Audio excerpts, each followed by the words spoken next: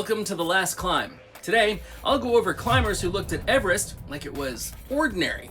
Just another mountain they already believed they had figured out. A lifetime of being right made them trust their own judgment. So when early signs of impairment appeared on the southeast ridge, they treated them as normal fatigue instead of warning signs. What happened up there still sits in the back of your mind once you know it.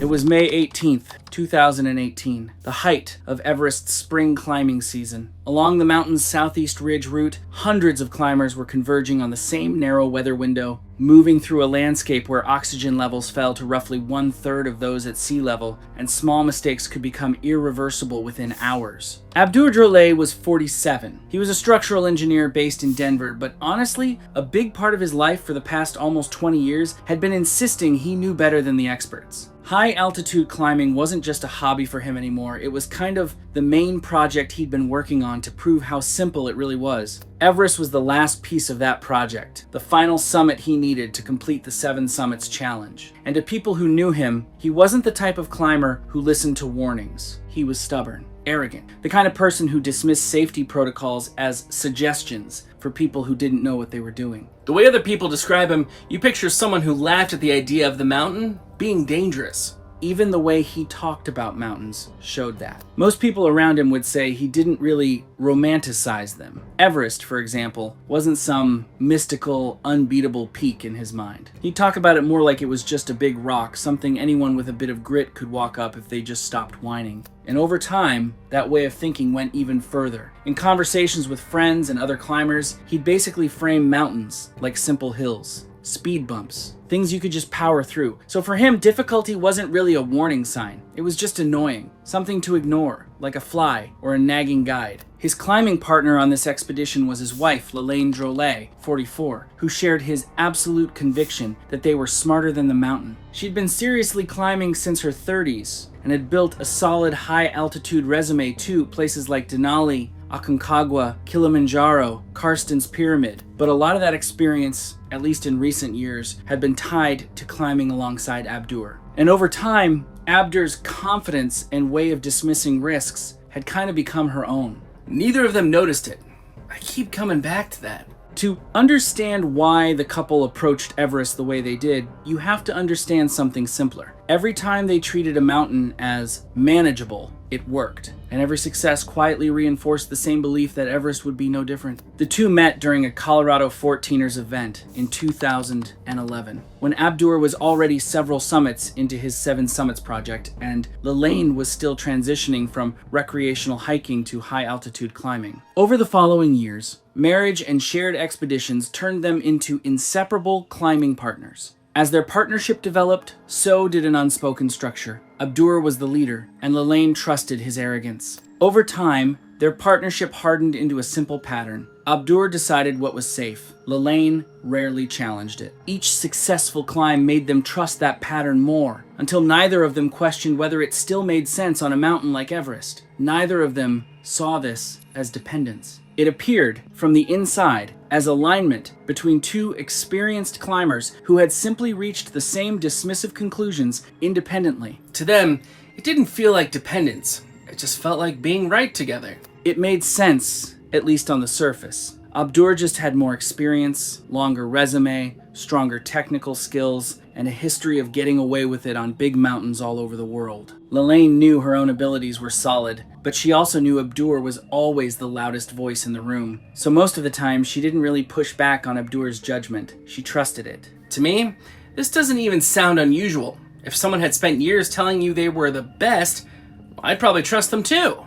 And to be fair, that trust had worked. On past climbs, it actually served them well. Things went smoothly. Decisions made sense. Nothing really broke down. But the issue was that all of that confidence was built on success in places that weren't Everest. And Everest is different. It doesn't really play by the same rules. Mount Everest rises 29,032 feet above sea level on the border of Nepal and Tibet. Above roughly 26,000 feet lies the death zone, where oxygen levels drop to less than 1/3 of those at sea level, and the human body begins to deteriorate faster than it can recover. Supplemental oxygen can slow the process, but it cannot stop it. Every climber who enters the death zone is operating on borrowed time. One of Everest's most dangerous hazards is not the cold, the weather, or the terrain, but the effect of altitude on judgment itself. As oxygen levels fall, decision-making becomes less reliable. Climbers often struggle to accurately assess their own condition, and the impairment is subtle enough that many do not recognize it as it develops. The result is a dangerous feedback loop. The people most affected by hypoxia are often the least capable of recognizing it. The people most affected are the least capable of recognizing it.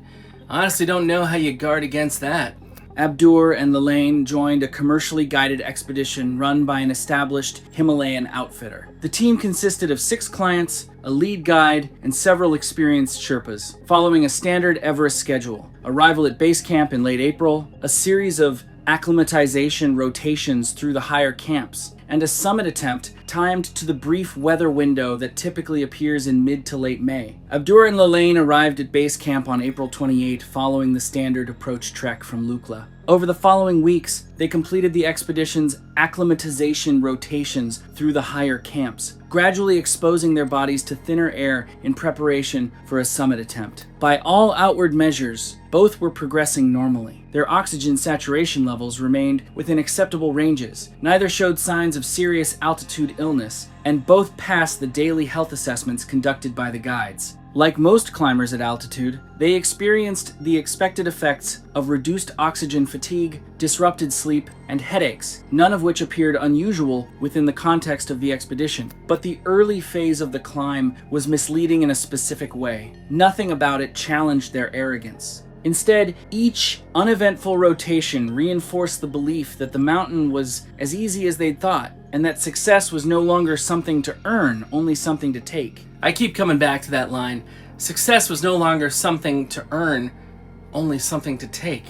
That assumption began to shape how they engaged with the expedition's structure. During daily safety briefings, when guides asked about symptoms, sleep quality, and early signs of altitude illness, both increasingly rolled their eyes at the questions, framing their responses within the same baseline of normality established during acclimatization. Headaches were brushed off as expected. Poor sleep was treated as irrelevant. Fatigue was spoken about as if it were something less experienced climbers exaggerated. Over time, they stopped treating the briefings as important safety checks and started treating them as obstacles standing between them and the summit. On one occasion at base camp, a Sherpa reminded the group that Everest punishes small mistakes long before people realize they're making them. He explained that the mountain rarely announces when something is seriously wrong. Instead, problems often begin as subtle changes that are easy to dismiss until they become dangerous. Abdur laughed under his breath and shrugged it off. He looked over at Lalaine and said that, at the end of the day, it was just a big rock, and he didn't understand why everyone acted like it was something untouchable. Lalaine smiled in agreement. The Sherpa didn't argue. He simply repeated that the mountain doesn't care what people believe about it. Abdur was usually the first to answer. With his experience, he'd often mock things like headaches, poor sleep, or fatigue, treating them as weaknesses that didn't apply to him. He wasn't performing tough for the group. He genuinely believed he was immune. And when it was Lalaine's turn, she'd often smirk toward Abdur first before saying anything. Most of the time, she ended up landing in the same place, too. After a while, it started to form this quiet pattern between them. Abdur's dismissive read on things slowly became the baseline for what normal even meant up there, and Lalaine's responses rarely drifted away from that. It wasn't because she couldn't judge things on her own. It was more that, in that kind of environment, there just isn't a clear outside reference point to compare yourself to. So when that happens, the most confident interpretation in the room kind of starts to feel like the truth everyone is working off of. The most confident voice just becomes the baseline. It happens fast, and it happens quietly. The dynamic was not unusual or overtly concerning. Abdur was the more confident climber, and Lalaine trusted his judgment. But over time, that trust created a quiet dependency. Lalaine was using Abdur as a reference point for conditions neither of them could fully evaluate objectively, especially in an environment where altitude itself gradually erodes a climber's ability to assess their own condition. A favorable summit window opened on May 18, with forecasts indicating climbable conditions through much of May 20. While the expedition planned its summit bid around that window, discussions in the days beforehand revealed a growing disdain in Abdur's approach to the climb. Privately, Abdur felt like the expedition was moving a bit too slowly for someone of his caliber. To him, it was pretty straightforward. The mountain was just a big rock, and he didn't need to be coddled. And in his mind, both of them had enough experience to outperform the amateurs in the group. He didn't really see it as taking extra risk. It just felt like showing off, like proving the guides were being overly cautious. That logic is genuinely hard to argue from the deluded looking in. Lelaine agreed. The couple remained within the guided expedition and did not openly break from the plan, but they had already committed themselves to maintaining a pace they believed their superiority justified. In practice, this meant that when later decisions had to be made on the mountain, they would be evaluating new information against a conclusion they had already reached, that they were too smart to be stopped by just a rock. The summit push began late in the evening on May 19th from Camp 4 at the South Col, approximately 26,300 feet above sea level. Conditions were favorable by Everest standards. Temperatures hovered around negative 22 degrees Fahrenheit. Winds remained manageable, and forecasts indicated a stable weather window through much of the following day. Not long after nightfall, the team left camp and began the long ascent toward the summit. By the time the summit window opened, the mountain no longer felt uncertain. It felt trivial. Trivial.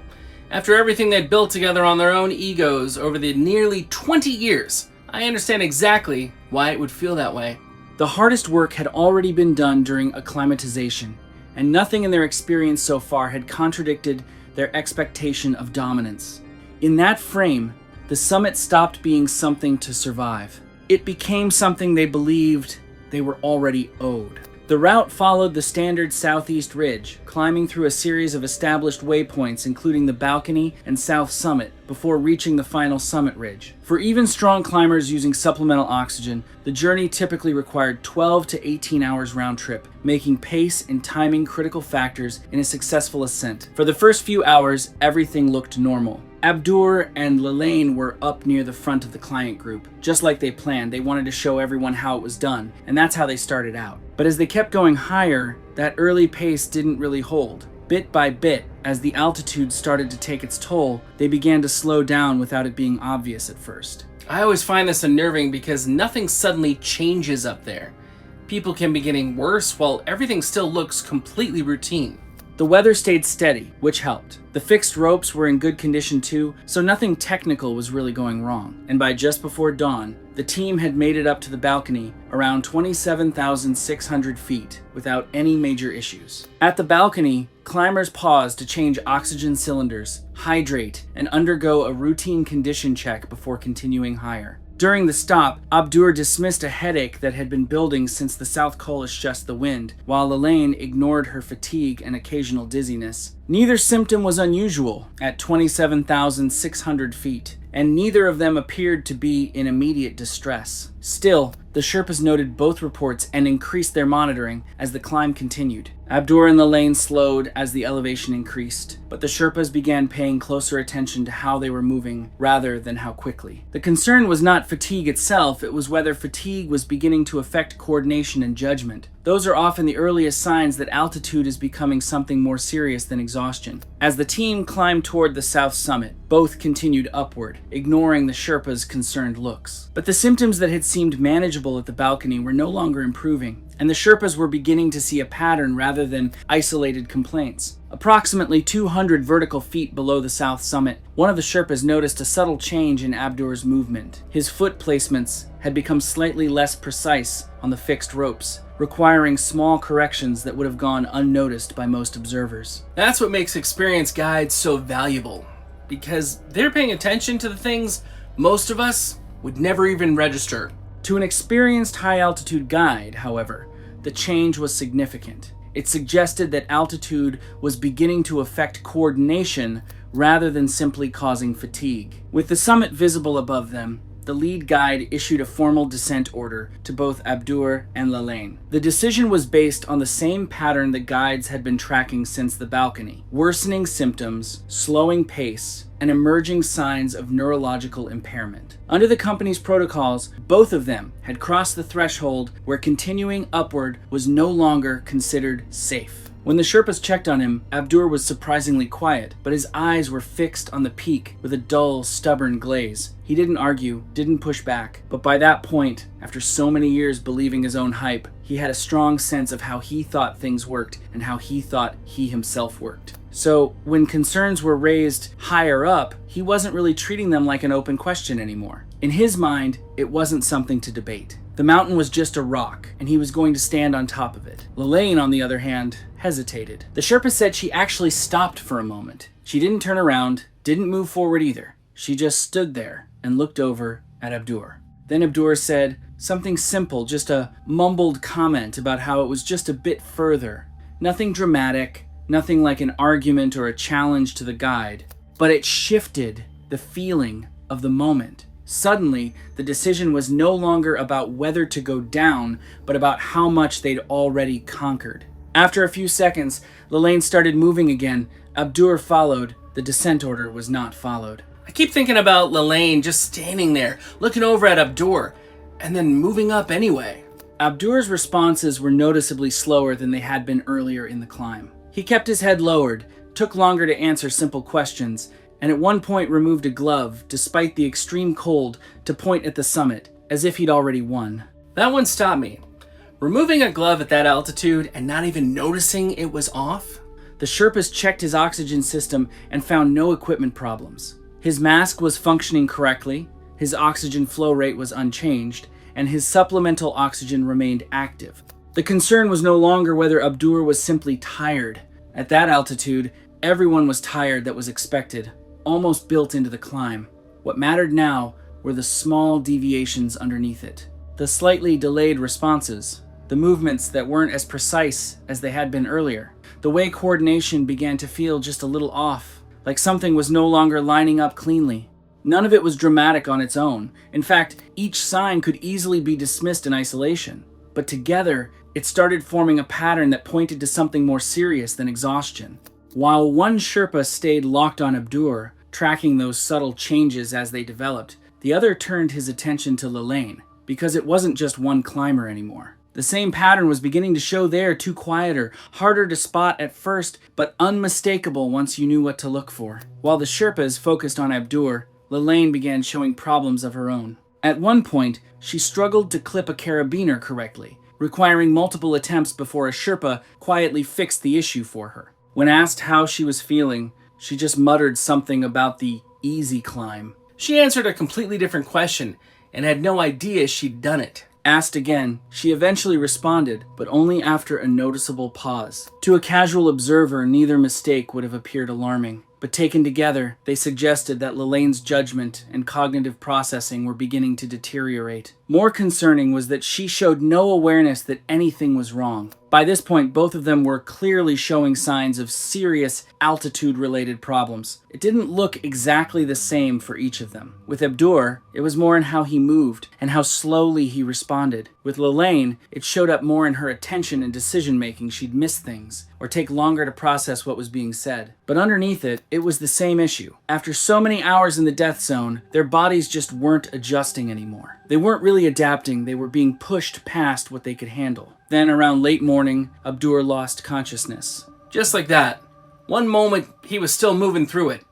And then, he wasn't. The Sherpas immediately shifted into emergency mode. Oxygen flow was increased right away, and one of them radioed base camp while the others stayed on both climbers. Everything became more controlled, more urgent, but still structured the way it has to be up there when things start to go wrong. Lalaine was still conscious, but it was clear she was slipping. Not all at once, but in small, worrying ways. She would hear instructions and take a moment too long to process them. Simple actions took extra effort, like her mind was a few seconds behind what was happening around him. Even standing became unstable. Her balance kept giving way just slightly at first, then more noticeably, until the Sherpas had to step in and physically hold her steady near the exposed edge of the south summit. At that point, it wasn't just fatigue anymore. It was something deeper taking hold, and it was accelerating faster than anyone there could comfortably manage. Within minutes of Abdur losing consciousness, the Sherpas began preparing an emergency descent. The situation was already deteriorating rapidly. Moving a single incapacitated climber in the death zone is extraordinarily difficult. Moving two on the exposed terrain below the summit is far more complex. Two climbers down near 29,000 feet. I genuinely can't picture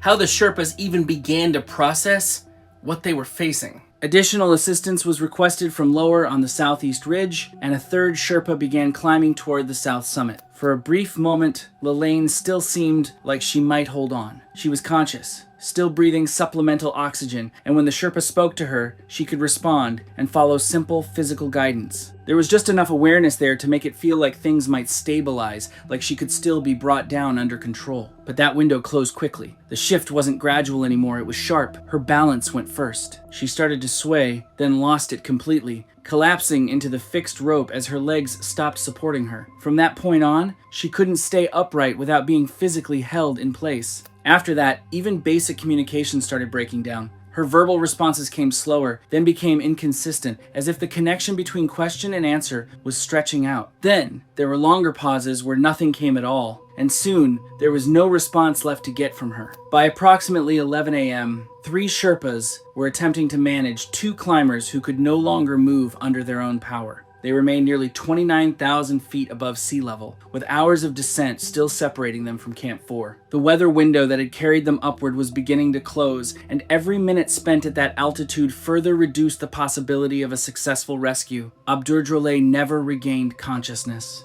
I always stop at a sentence like that. There's no softening it.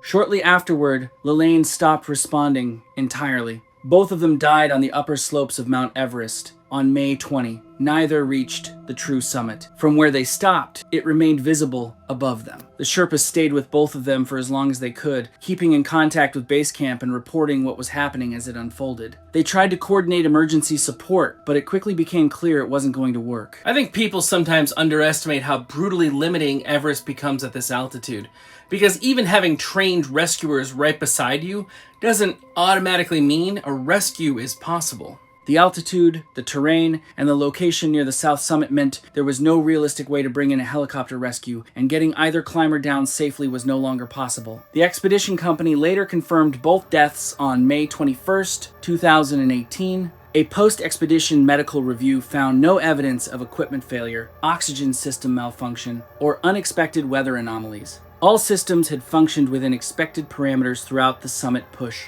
The medical conclusion identified severe high-altitude cerebral edema in both climbers, consistent with prolonged exposure above extreme elevation while continuing ascent despite progressive neurological impairment. Contributing factors included impaired judgment from hypoxia, delayed recognition of symptoms, and failure to follow a formal descent order issued during the climb. The review further noted that conditions on Everest during the summit window were stable and within forecast range, and that no single external event triggered the outcome. Instead, the fatal progression was attributed to sustained cognitive decline at altitude combined with continued upward movement beyond operational safety thresholds, resulting in irreversible neurological collapse in both individuals.